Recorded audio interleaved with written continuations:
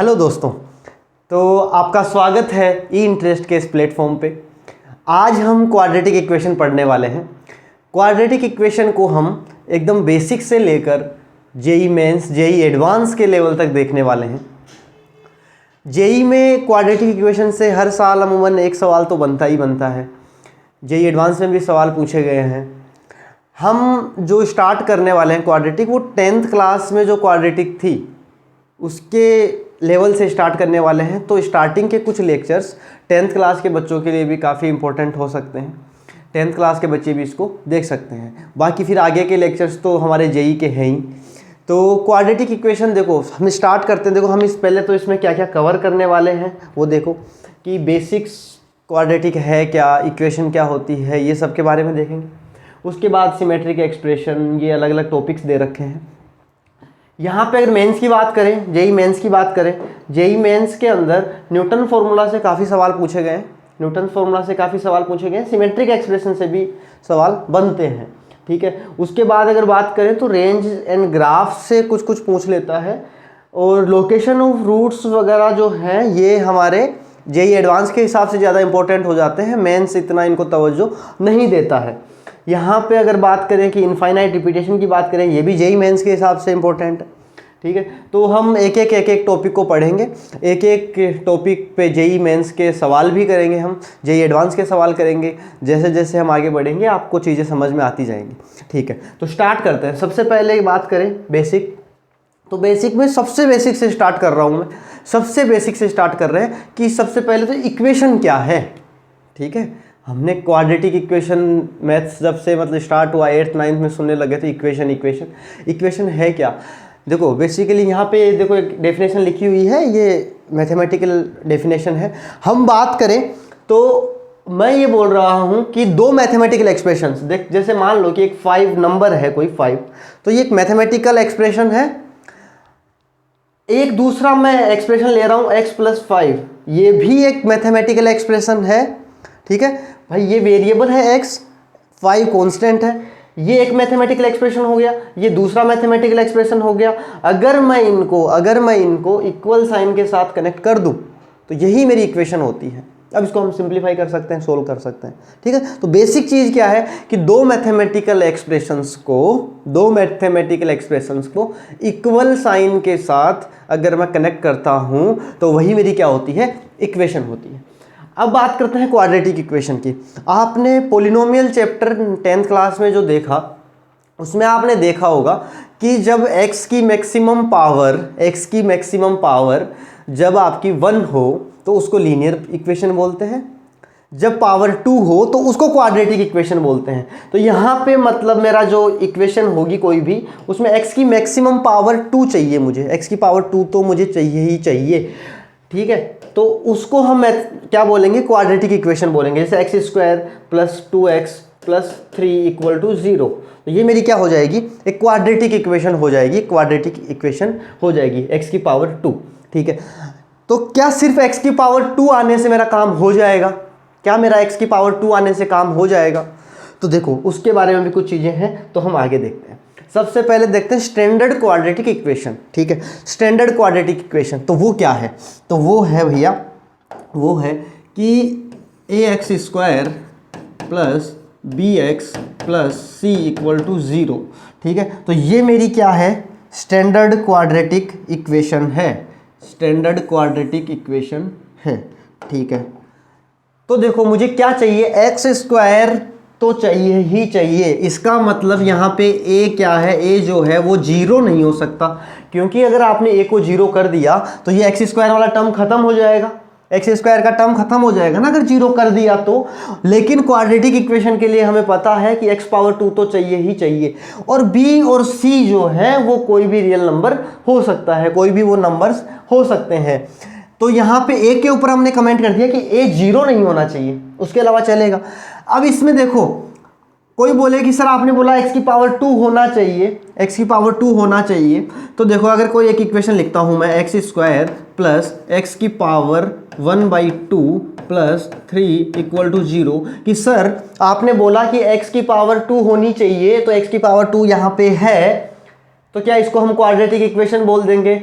नहीं, देखो यहाँ पे ये स्टैंडर्ड फॉर्म है, आपके पास ये स्टैंडर्ड फॉर्म है, एक्स स्क्वायर होना चाहिए, लेकिन जो एक्स हो या ना हो वो अलग बात है, ठीक है। ये इसके बारे में हमने कमेंट नहीं किया है कि बी और सी कुछ होंगे ही, जीरो नहीं होने चाहिए ऐसा कुछ, ठीक है। एक्स स्क्वायर होना चाहिए, लेकिन जो एक्स की पावर है, बाकी के जो एक्स बच गए उनकी पावर होल नंबर होनी चाहिए, 0 1 2, ठीक है। 2 तो यहाँ पे है ही और मैक्सिमम 2 तक ही जाना है, तो 0 हो सकता है या फिर 1 हो सकता है, उसके अलावा 1/2 ये सब नंबर नहीं चलेंगे, ठीक है। तो अब कोई बोलता है कि तो ये क्वाड्रेटिक मेरी नहीं होगी, ये क्वाड्रेटिक इक्वेशन नहीं होगी।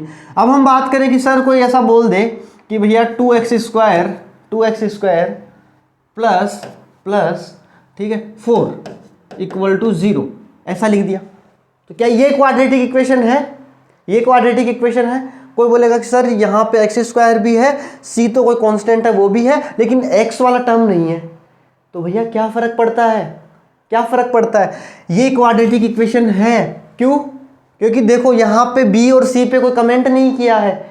मान लो कि यहाँ पे बी 0 था, यहाँ पे बी 0 था, तो मैं इसको ऐसा तो लिख सकता हूँ ना, 2x square plus 0x plus 4 equal to 0, ठीक है। बी और सी पे तो कोई कमेंट नहीं किया, हमें ए के बारे में बोला कि ए 0 नहीं होना चाहिए, तो ए हमारा 2 है, बी हमारा 0 हो गया और सी हमारा 4 हो गया, ठीक है। तो यहाँ से आप ऐसे देख सकते हो, तो ये क्वाड्रेटिक इक्वेशन है। सिर्फ एक्स स्क्वायर होगा तो भी क्वाड्रेटिक इक्वेशन होगी, तो ठीक है। सिर्फ एक्स स्क्वायर, जैसे मान लो एक्स स्क्वायर इक्वल टू 0, ये भी क्वाड्रेटिक इक्वेशन है, ठीक है, ये भी क्वाड्रेटिक इक्वेशन है।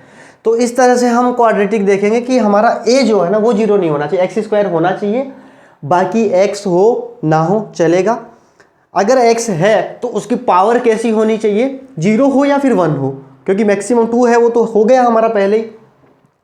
1/2 1/3 रूट ऐसा कुछ नहीं होना चाहिए एक्स की पावर, ठीक है। एक्स रूट में नहीं होना चाहिए, ऐसा नहीं होना चाहिए, ठीक है, समझ गए। तो ये हमारा स्टैंडर्ड इक्वेशन हो गई, स्टैंडर्ड फॉर्म हो गई।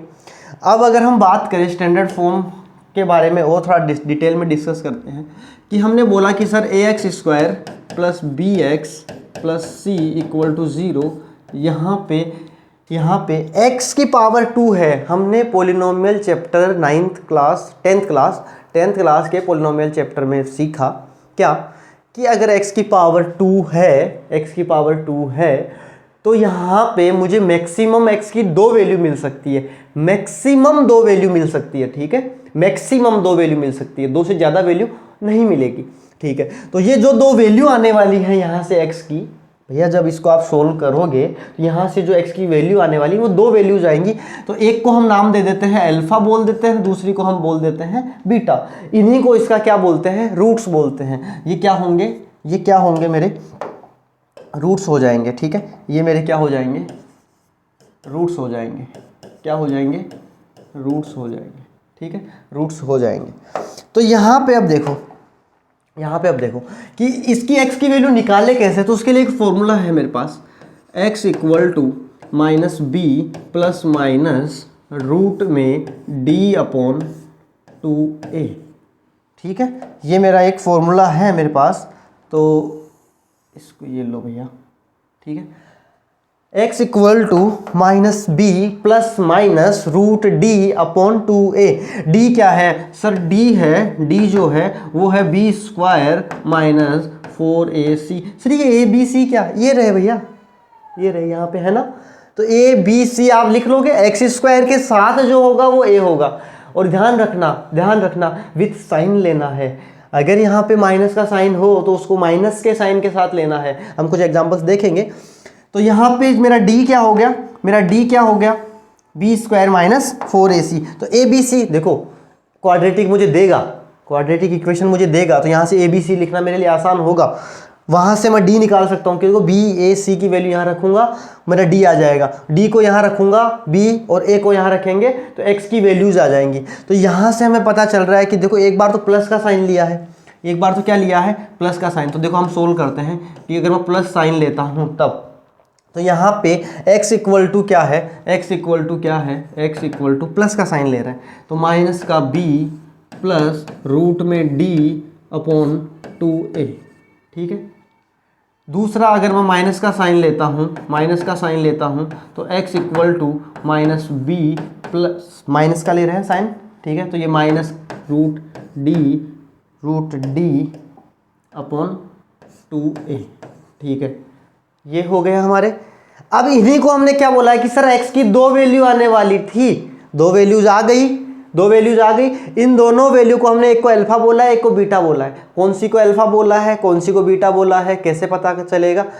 कोई फिक्स नहीं है, जो मर्जी आपकी ले लो। आप इसको अल्फा लेना चाहते हो, इसको अल्फा ले लो, इसको बीटा लेना चाहते हो, इसको बीटा ले लो। तो यहाँ पे मैं बोल देता हूँ कि भैया ये चलो अल्फा है और ये मेरा बीटा है, ठीक है, ये मेरा अल्फा है और ये मेरा बीटा है।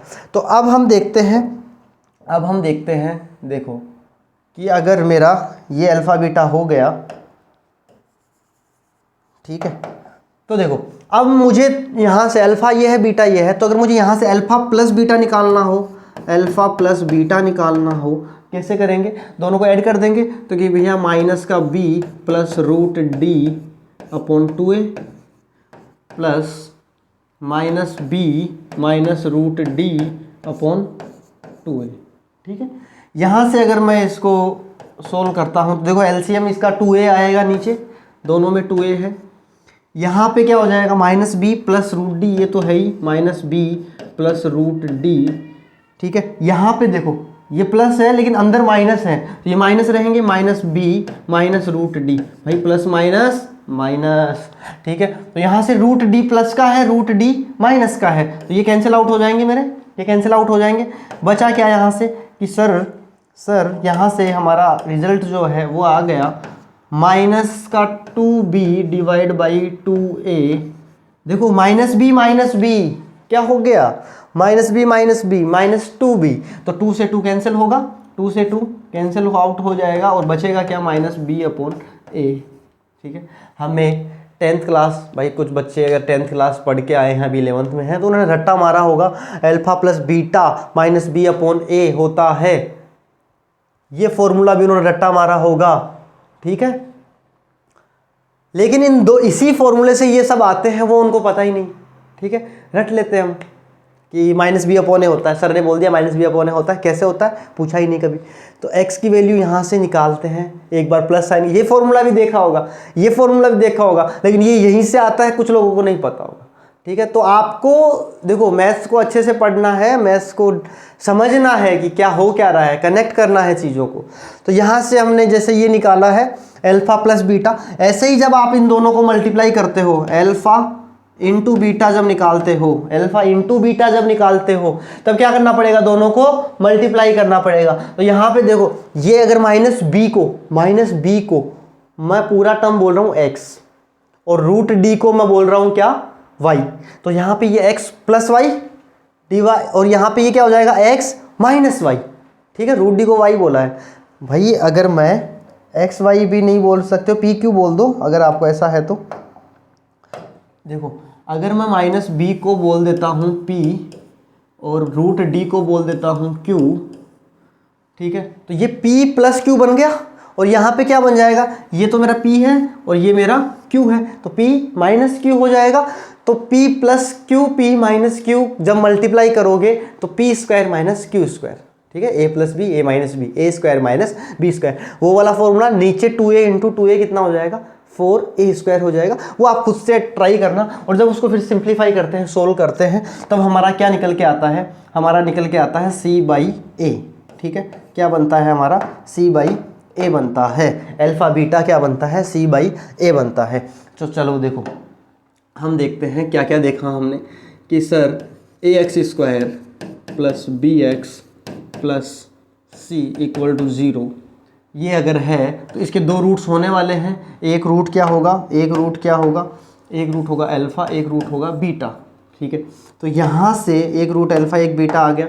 यहाँ से अगर मुझे x निकालना होता है तो मेरे पास फॉर्मूला होता है minus B plus minus root में डी अपॉन 2a। एक बार प्लस लेंगे अल्फ़ा बोल देंगे, माइनस लेंगे बीटा बोल देंगे, फिक्स नहीं है, आप किसी को अल्फ़ा किसी को बीटा बोल सकते हो। अब यहाँ पे अगर हम बात कर रहे थे कि सर d जो होता है वो क्या होता है? b स्क्वायर माइनस 4ac, ठीक है, मैं एक साथ लिख रहा हूँ, ठीक है, एक साथ लिख रहा हूँ, इसका कंक्लूड करके लिख रहा हूँ इन सबको। फिर हमने देखा कि सर अल्फा प्लस बीटा हमने निकाला, अल्फा प्लस बीटा हमने निकाला, वो हमारा आया माइनस बी अपॉन ए, जो हमें याद रखना है। अल्फा बीटा क्या निकला मेरा, सी अपॉन ए, ठीक है। अब मैं एक चीज़ और देख रहा हूँ, एक चीज़ और बता रहा हूँ आपको कि अगर मैं इन दोनों को माइनस कर देता, अल्फा माइनस बीटा अगर मैं कर देता, अल्फा माइनस बीटा अगर मैं कर देता, तब आपका रिजल्ट क्या होता। अल्फा माइनस बीटा अगर हम करते, ठीक है, तो माइनस कर लोगे ना आप। देखो यहाँ पे ये प्लस किया है, यहाँ पे ये प्लस किया है, प्लस की जगह माइनस करोगे। ये जैसे ही माइनस करूँगा यहाँ पे इसके साइन बदल जाएंगे, तो ये प्लस बी प्लस का रूट डी, तो बी से बी कट जाएगा इस बार, और रूट डी बचेगा मेरे पास, तो 2 रूट डी बनेगा, प्लस का 2 रूट डी बनेगा, अपॉन क्या आएगा 2a आएगा, तो 2 रूट डी अपॉन 2a, तो कट जाएगा, 2 से 2 कैंसिल आउट हो जाएगा, और मेरा रिजल्ट जो आएगा ना अल्फा माइनस बीटा का वो क्या आता है, रूट डी अपॉन ए, ठीक है। अब यहाँ पे काम की बात आती है, यहाँ पे एक काम की बात आती है कि सर आपके दिमाग में आनी चाहिए ये चीज़, ठीक है, अगर आई है तो बहुत अच्छी बात है कि आप सोच रहे हो, आप समझ रहे हो चीज़ों को, कि सर आपने बोला था कि अल्फ़ा कोई भी ले लूँ, बीटा कोई भी ले लूँ। अब किसी ने अल्फ़ा और बीटा, देखो यहाँ पे 2 वैल्यूज आएंगी, एक बड़ी होगी एक छोटी, भाई दोनों सेम भी आ सकती है, अलग चीज़ है, लेकिन अगर एक छोटी बड़ी वैल्यूज हैं तो कौन सी को तो अल्फ़ा बोला, कौन सी को बीटा बोला। आपने जब अल्फ़ा माइनस बीटा किया तो आपने ये प्लस में ही कैसे लिखा। किसी ने अगर अल्फ़ा को छोटा ले लिया होता, छोटे में से बड़ा नंबर माइनस करते तो कि सर नेगेटिव आएगा, लेकिन यहाँ तो नेगेटिव कहीं दिख ही नहीं रहा मेरे को, ठीक है।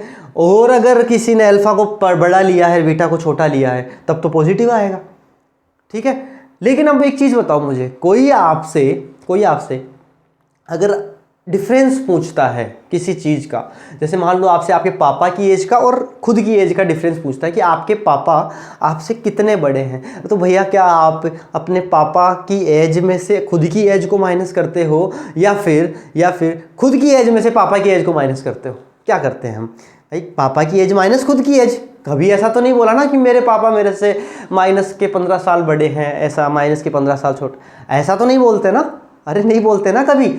हम क्या करते हैं कि पापा की एज ज़्यादा है तो वो पहले रखते हैं, उसमें से खुद की एज को माइनस कर देते हैं, तो दोनों की एज का डिफरेंस आ जाता है। कभी ऐसा नहीं सुना होगा कि मेरे पापा तो मेरे से 15 साल माइनस 15 साल बड़े हैं या माइनस 15 साल छोटे, ऐसा तो नहीं बोलते हम, ठीक है। तो इसलिए हमारा जो डिफरेंस है वो हम क्या रखना प्रेफर करते हैं, प्लस में रखना प्रेफर करते हैं, जब हमें फ्रीडम है कि अल्फ़ा कोई भी ले सकते हो, बीटा कोई भी ले सकते हो। जब मर्जी से लेना ही है तो अल्फ़ा को बड़ा रखेंगे, बीटा को छोटा रखेंगे।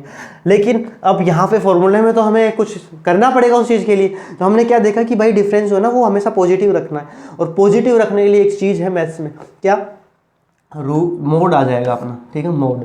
तो मोड लगा देंगे। अब रूट जो है वो मुझे पॉजिटिव रिजल्ट देने वाला है, तो यहाँ पे मोड लगा देते हैं ए पे भी, ठीक है, कि भाई अगर ए नेगेटिव हो, रूट डी जो निकालेंगे हम, ठीक है, ये रियल नंबर्स की बात हो रही है, यहाँ पे इमेजिनरी नंबर्स में आएंगे हम, उनकी डिस्कस करेंगे, नेचर ऑफ रूट्स की जब बात करेंगे उसमें डी के बारे में डिस्कस करेंगे हम आगे, ठीक है। तो आपको ये 3-4 चीज़ें हैं वो ध्यान रखनी है। अल्फ़ा प्लस बीटा, ठीक है, ये पूरा ही ध्यान रखना है आपको, तो ये ऐसे बना लो भैया, ये पूरा ही ध्यान रखना है आपको ना, ये पूरा आपको ध्यान रखना है। इसको थोड़ा सा ये लो, ठीक है, तो ये आपको ध्यान रखना, ये आपका निचोड़ हो गया यहाँ का कि हमने आज के रवि लेक्चर में क्या क्या देख ली, ये सब चीज़ें हमने देखी हैं। तो बने रहे और इसको रिवाइज करके आना। मैं आपके लिए एक सवाल देके जा रहा हूँ, आप खुद से अगर ट्राई करना चाहो, JEE मेन 23 का एक सवाल है, जो हमने बेसिक्स पढ़े हैं ना उन्हीं का यूज़ करके ये सवाल होने वाला है। इसका आंसर भी दिया हुआ है, 51 आंसर आएगा। आप अगर इसका स्क्रीनशॉट लेना चाहते हो, पोज करके इसको आप ट्राई करना। नेक्स्ट लेक्चर में हम इसके सॉल्यूशन के साथ आगे बढ़ेंगे, इसका सॉल्यूशन करेंगे, फिर अगले टॉपिक पे चलेंगे। तो देखो ये पहला लेक्चर ही है अपना, और हमने सिर्फ बेसिक्स देखे हैं, और ये बेसिक्स भी की बात करना ना तो आप 10th क्लास की NCERT ओपन करके देखना, ठीक है। ये अल्फ़ा माइनस बीटा ज़रूर नहीं है वहाँ पे, है ना, ये 2 चीज़ें तो हैं वहाँ पे, ठीक है, ये 2 चीज़ें तो वहाँ पे हैं। तो ये सब का यूज़ करना है हमें, और ये सवाल सोल्व हो जाएगा। तो बने रहे हैं हमारे साथ। तो नेक्स्ट लेक्चर में इसके सॉल्यूशन के साथ आगे बढ़ेंगे और आगे के टॉपिक्स देखेंगे। Thank you.